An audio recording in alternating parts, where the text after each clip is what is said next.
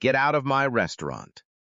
Those were the first words spoken to Marcus and Diane Webb on the evening of April 14th. Not good evening. Not welcome. Not do you have a reservation? 3 words, flat, final. Delivered by a man in a black tuxedo standing behind a mahogany podium, his chin lifted just high enough to make the angle feel deliberate. The restaurant was called Hargrove's. White tablecloths, crystal stemware, a 2-month waiting list, and Marcus Webb, who had been waiting his whole life for exactly this kind of moment, simply reached into the inside pocket of his jacket, unfolded a single sheet of paper, and set it on the podium without a word. The maître's face didn't flush. It drained, every drop of color leaving at once, like someone had pulled a plug behind his eyes. Nobody in that dining room understood what had just happened, not yet. But by the time dessert was served that night, every person in Hargrove's would know the name Marcus Webb, and the man at the podium, Raymond Shear, 12-year veteran, self-described guardian of the room, would be applying for unemployment before the bread baskets were cleared. Subscribe and tell me where you're watching from in the comments. Rewind 11 months. Marcus Webb woke every morning at 5:47. Not 5:45. Not 5:50. 5:47. Because that was the time his father had always risen. And some habits are inherited not by instruction, but by blood. He lived in a house on Delwood Avenue that most people on that street did not know was paid for in full. It was modest by the standards of what he could afford. Tan brick, black shutters, a porch with 2 chairs that faced east so the morning light came in level and warm. He had bought the house because of those chairs, because of that light, because there are men who have survived enough of the world's darkness that they become particular about the direction of morning. He was 61 years old. Retired, technically, though the word sat on him like a coat 2 sizes too large. He had spent 34 years in commercial real estate, not as an agent, not as a broker, but as a principal, a buyer, an accumulator of properties that other people did not yet understand had value. He had an eye for the overlooked. He always had. His wife Diane called it his superpower. She said it over coffee most mornings, the same way. Quietly, like a thing she never got tired of believing. You see what things will become, she said, not what they are. Marcus would shake his head and pour his coffee and say nothing, because he was a man who had long ago decided that the truest things rarely need to be said out loud. He had grown up in Meridian, Mississippi, the 3rd of 5 children in a family that ran a dry cleaning business on the corner of 4th and Locust. His mother pressed other people's clothes 6 days a week. His father kept the books and fixed the machines, and never once complained about either job. Marcus watched them both. He watched how they moved through a world that required them to be twice as competent and half as visible. He learned the same skill set, and then he built the kind of life where he never had to be invisible again. But he kept the competence. He kept it sharp and quiet, because his mother had told him. The knife that shows itself gets taken. By his late 30s, he had acquired his first commercial property, a vacant laundromat in a block that everyone said was dying. Within 4 years, the block had turned over entirely, and the laundromat had tripled in value. He sold it and bought 3 more. He made mistakes along the way. He lost money twice. He did not discuss either loss with anyone except Diane, and only once each. By 50, he had built a portfolio that a less discreet man would have found it impossible not to mention at dinner parties. Marcus Webb did not go to dinner parties. He went home. He had two things in his office that mattered to him beyond the usual. One was a framed photograph taken in 1987 of him and a man named Gerald Howell standing in front of a derelict warehouse in the Old Meridian district. Gerald Howell had become a federal judge. In 1987, they were just two young men in front of a building they were going to buy together, grinning because they were terrified and doing it anyway. The other was a small, leather-bound notebook. His father's, cracked down the spine, its pages filled with columns of numbers and one sentence written on the inside cover in his father's deliberate, careful hand. What you own quietly, you own completely. Marcus had read that sentence 10,000 times. He believed it the way other men believe in Scripture. Diane was a retired pediatric nurse. She had the precise and unhurried manner of someone accustomed to keeping her voice, even while the room around her was anything but. She laughed easily and deeply, and she did not tolerate cruelty in any of its forms.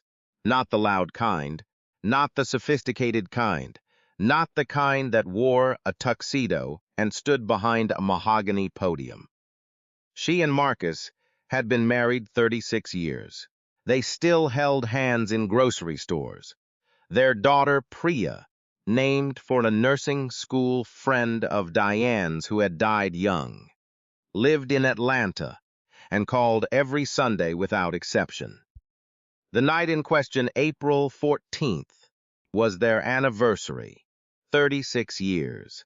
They had planned to have dinner at Hargrove's because Diane had read about it in the local magazine 6 months earlier and circled the photograph of the interior with her finger and said, simply, "Looks at that room." He had looked. Cream walls, dark wood, light that fell like it had been arranged rather than switched on. He agreed. It was a beautiful room. He did not tell her, in that moment, what else he saw. Raymond Shear had worked the front of Hargrove's for 12 years. He had been there longer than most of the kitchen staff, longer than 2 of the ownership restructurings, longer than the most recent head chef. He considered this longevity a form of mastery. The restaurant business was brutal and fleeting, and he had survived it, and he had kept his podium, and he knew what that meant. He had opinions about the room. He would have told you this was a professional obligation, not a personal preference. He managed the atmosphere. He curated the experience. Hargrove's had a reputation, earned over 2 decades, for a particular kind of evening, and Raymond Shear was the man who stood at the door and made sure that reputation was upheld. What that meant in practice, if you watched him long enough, was something more specific and more familiar. Raymond Shear had a way of looking at people who walked through the door that took less than a second and communicated a verdict. The verdict was rarely spoken aloud. Sometimes it was a slow scan, top to bottom, the eyes doing the work. Sometimes it was a pause before the greeting, just long enough to land. Sometimes, on evenings when he felt particularly certain, it was a sentence his staff knew. 3 of them, a young woman named Kezia, who worked the coat check, a server named Tomas, who had been at Hargrove's for 4 years, and a busboy named Owen, who was 19 years old and saving for community college, had each seen it more than once. They had each looked away, not because they approved, because they had decided each separately and without discussing it with the others, that this was not their battle to start. That decision would cost all three of them sleep before the week was out. The dining room that evening was 3/4 full, a table of 6 celebrating a retirement.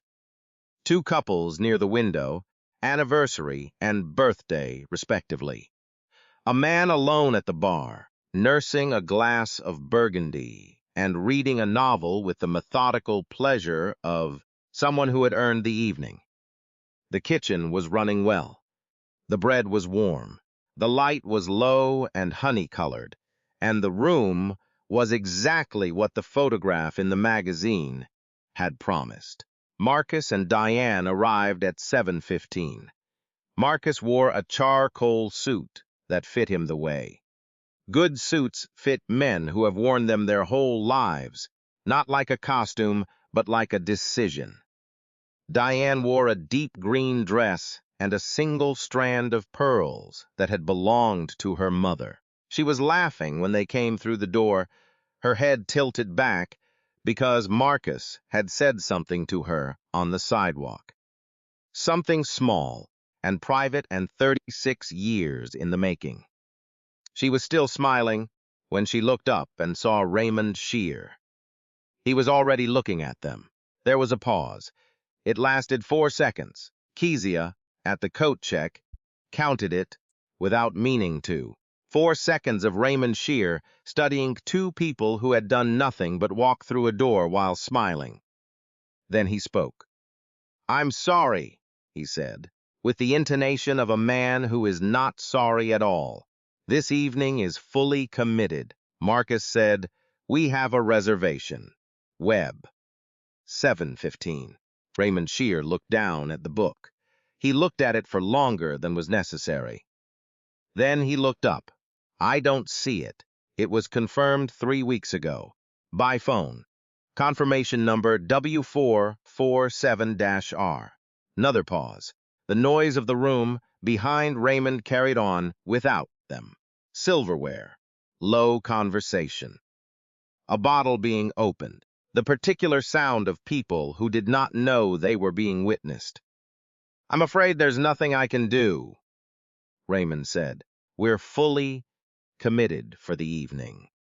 And then, just below the register of the dining room's ambient noise, quiet enough that only Marcus and Diane and Kezia, who had gone still at the coat check, could hear it.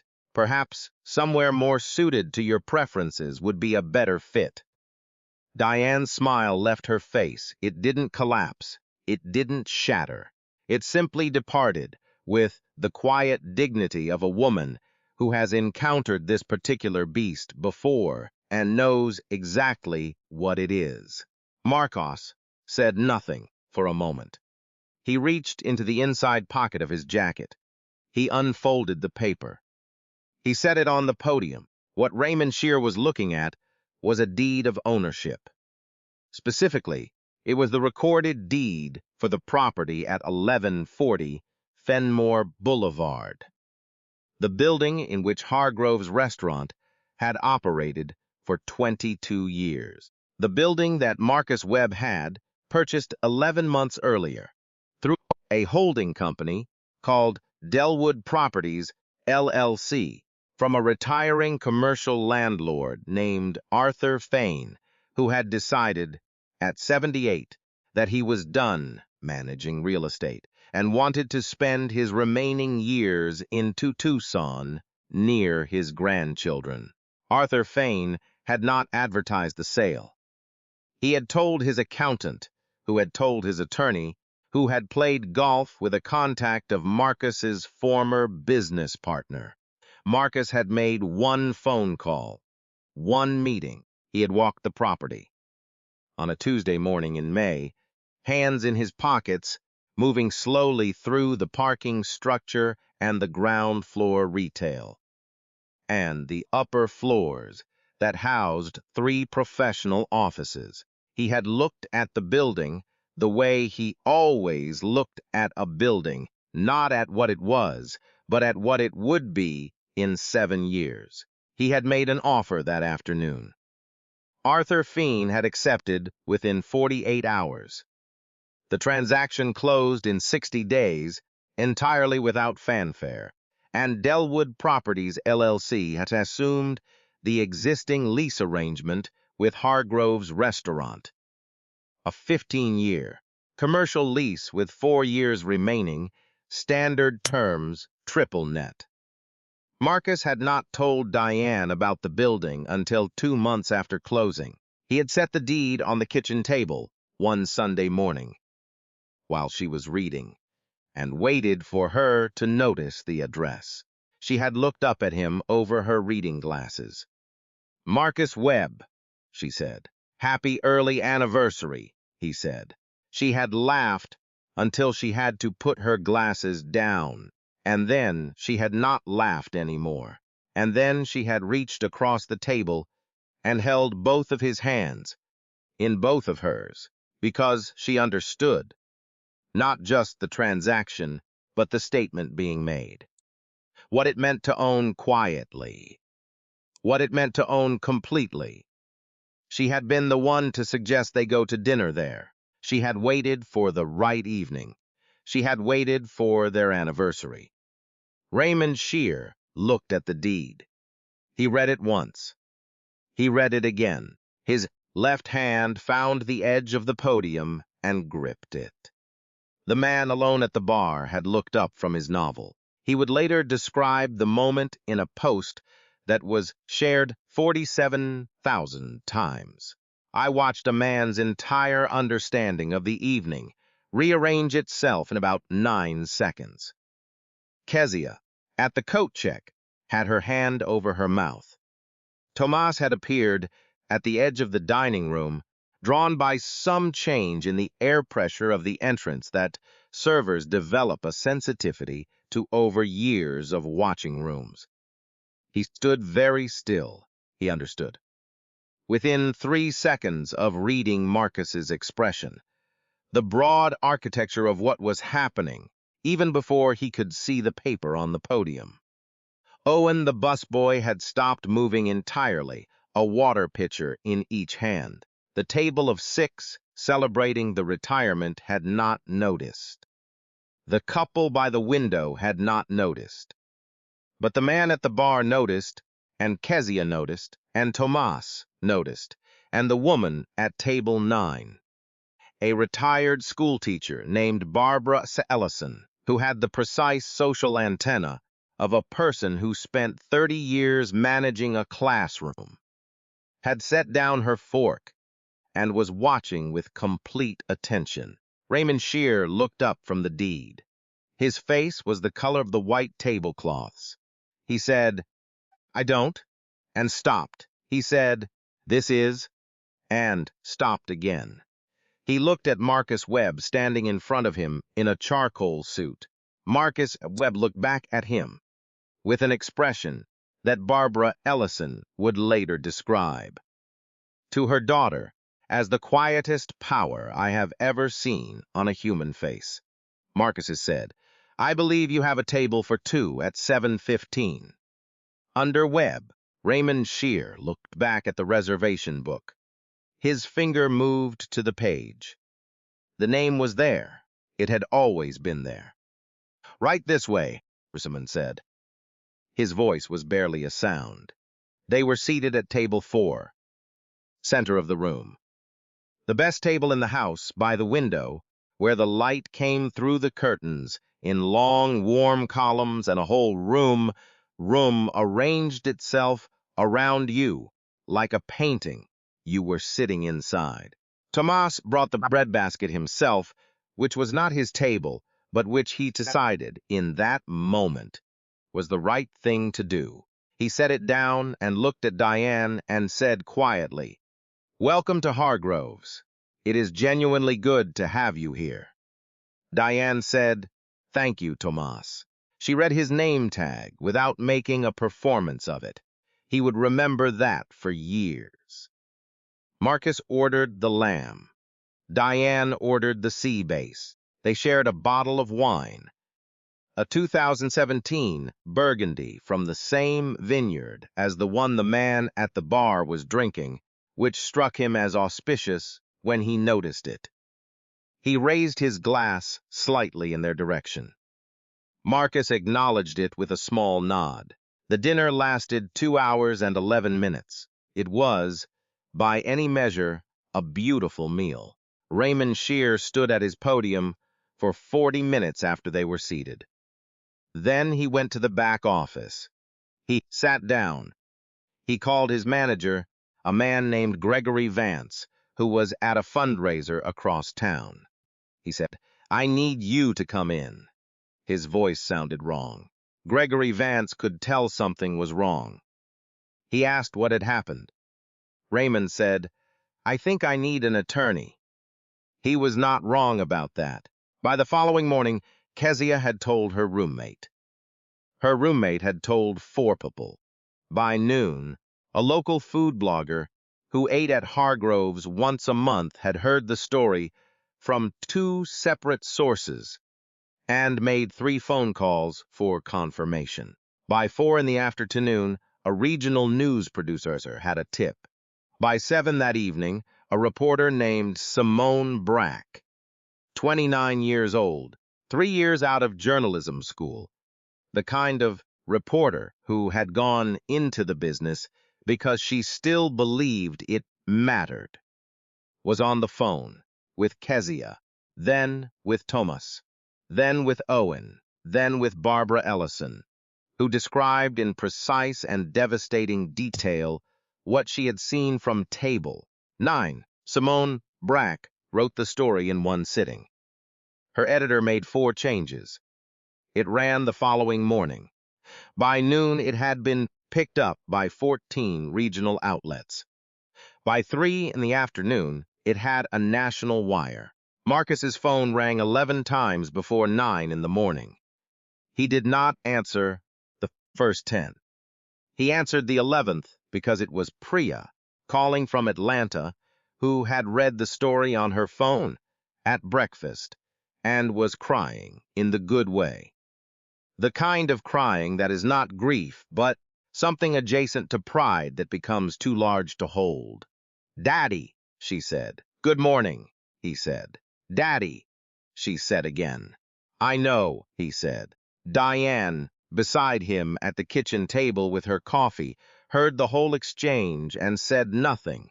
Said, because there was nothing to add. The story moved the way certain stories move. Not because they are manufactured to travel, but because they carry something that the human nervous system recognizes at a cellular level as true. It was the story of a man being told he did not belong in a room he owned. It was the story of a woman whose smile was taken from her at the door of a restaurant on her anniversary evening. It was the story of a piece of paper folded in a jacket pocket, waiting quietly for exactly the right moment. The comments ran to the thousands within 48 hours. From a woman in Detroit who wrote, "My grandfather was a landlord, and they still treated him like he was trespassing."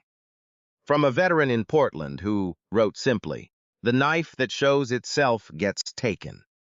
He had never heard the expression.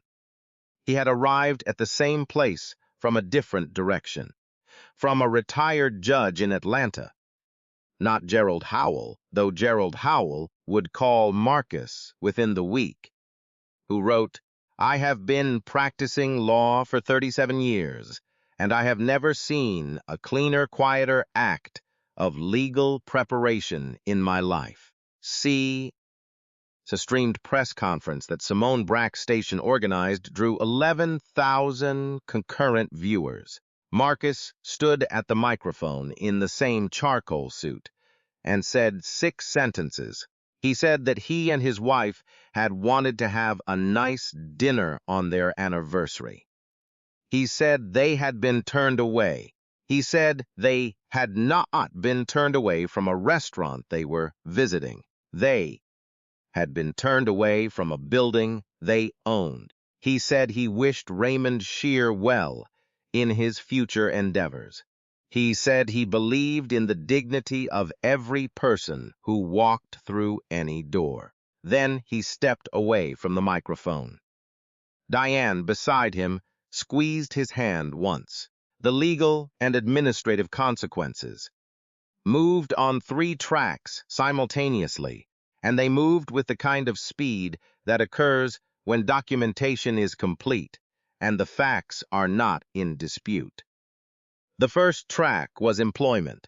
Gregory Vance, the manager, conducted an internal review that lasted 6 days. It was not primarily about the night of April 14th. It was about the pattern that the internal review revealed. Documented complaints from 3 former employees, 2 of whom were women of color, describing a consistent practice of what Kezia, in her statement, called the look and the pause and the sentence. Kezia's statement was 4 pages. It was specific, dated, and corroborated. Raymond Shear was terminated on the 8th day after the incident.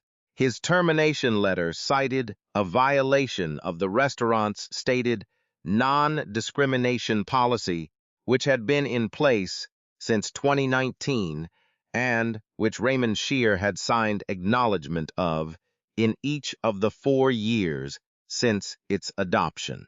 The second track was legal. The civil rights complaint filed by the Webb family's attorney, a woman named Carol Ash, who had spent 22 years litigating discrimination cases, and who, when she read the story, called Marcus's number without being asked, named Hargroves LLC, its operating management structure, and Raymond Shear individually. The complaint documented April 14th in granular detail and appended the testimonies of Kezia, Tomas, Owen, and Barbara Ellison as supporting exhibits. The case did not go to trial. It settled in 4 months. The terms were not fully disclosed, but the amount confirmed by both parties' attorneys was described in court filings as substantial, and a portion of it, $214,000, was designated at Marcus and Diane's specific direction to fund a scholarship at the community college, where Owen, the busboy, was enrolled. The scholarship was named the Delwood Award for Dignified Service. Its stated criteria required demonstrated financial need and a record of ethical conduct in professional environments. Owen received the first one. He was in the room when it was announced. He held the water pitcher's habit of someone who has trained himself not to spill, but his hands were shaking. The third track was regulatory. The State Restaurant Licensing Board opened a compliance review of Hargroves within 3 weeks of the incident. The review examined records going back 4 years. It found 7 documented instances of complaints that had been received, logged, and not escalated. It issued a formal corrective action order requiring mandatory staff retraining and external compliance monitor for 24 months, and a public acknowledgement posted at the restaurant entrance and on the restaurant's digital platforms of the findings and the corrective measures being taken. Gregory Vance oversaw the retraining personally. He was not a bad man. He was a man who had managed around a known problem for too long because the known problem was also a long-tenured employee. And the restaurant was busy, and there was always something more urgent. He understood, in the weeks that followed, that this was not an excuse. It was precisely the mechanism by which such things persist. Not through active endorsement, but through the steady, comfortable practice of looking past what is inconvenient to address. He said this publicly in an interview with Simone Brack. He said it because he believed it, and because he thought it deserved to be said in a way that someone else might find useful. Simone Brack's profile of the incident won a regional journalism award. She donated the prize money to the Delwood Award, the man at the bar. His name was James Whitfield, and he was a retired English professor who had gone to Hargrove's that evening to be alone with a novel he had been meaning to read for 3 years. Published a short essay in a literary magazine that he had written for irregularly since graduate school. He did not name anyone. He described only what he had seen from the bar stool: the arrival, the pause, the 4 seconds, the paper, the draining of a face. His essay was 900 words. It was the most read piece the magazine had published in a decade. Its final sentence was, "The quietest power I have ever seen on a human face, and I have been looking for 30 years for a way to name what I saw, and the only word I have found is ownership." The essay was read on the floor of the state legislature by a representative named Alicia Forda, who was introducing a set of amendments to the state public accommodation statute. Amendments that had been stalled in committee for 19 months. The amendments passed 2 weeks later. They were signed into law on a Tuesday morning. The governor's office sent Marcus and Diane an invitation to the signing. They went.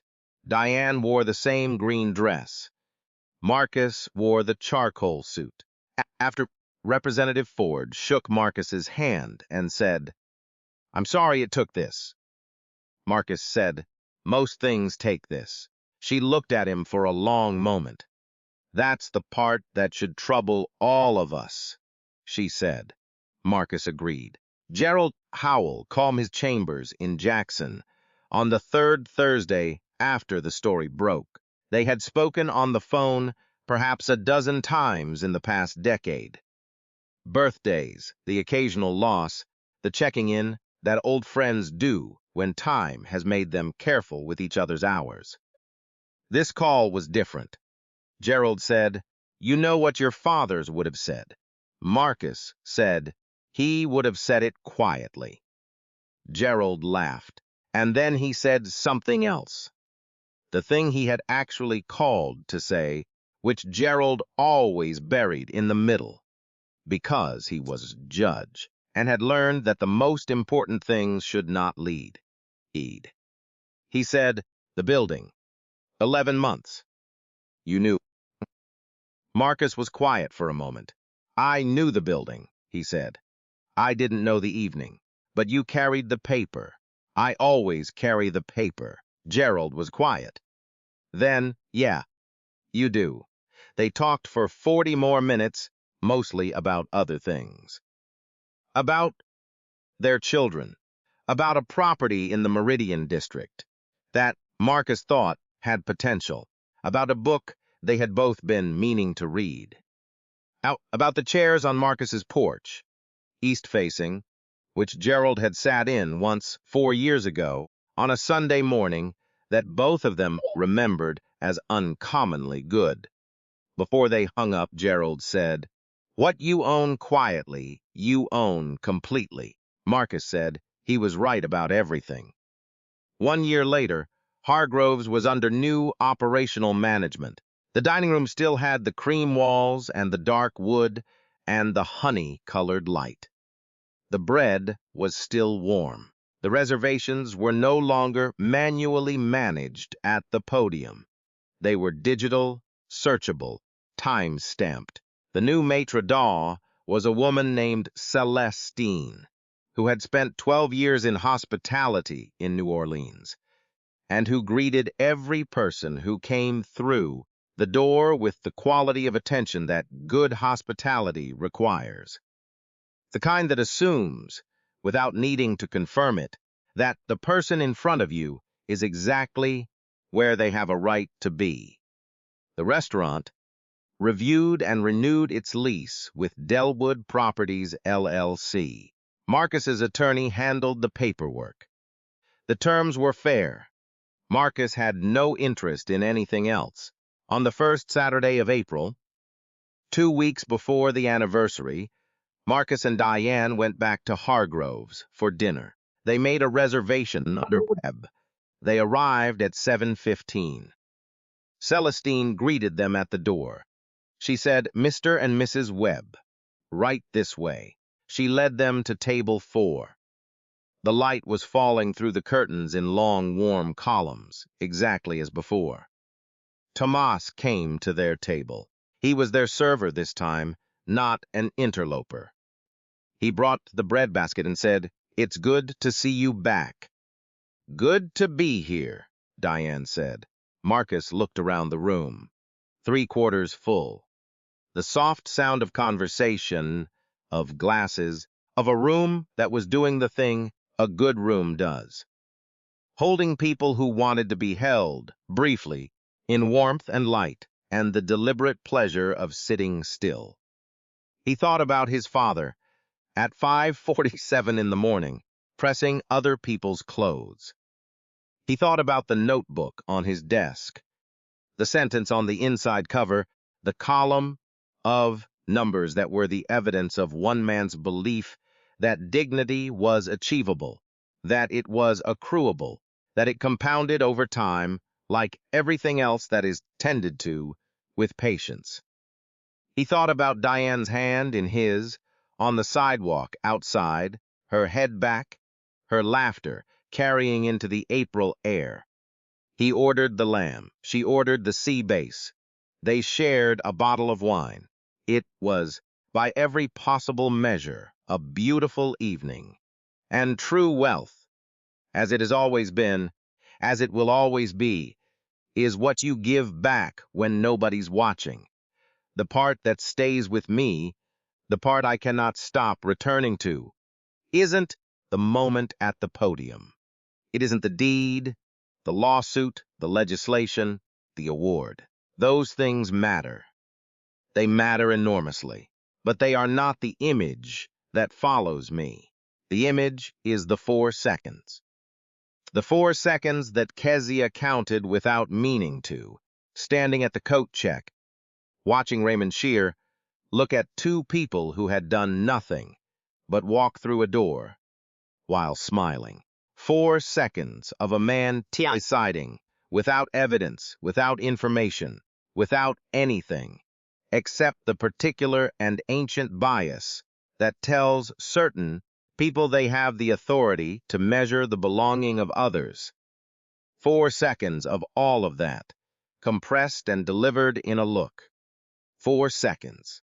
Every person who has ever been made to feel like a visitor in a room they had every right to occupy knows exactly what those 4 seconds feel like, the particular temperature of them, the way they require you to stand very still and real time who you are going to be.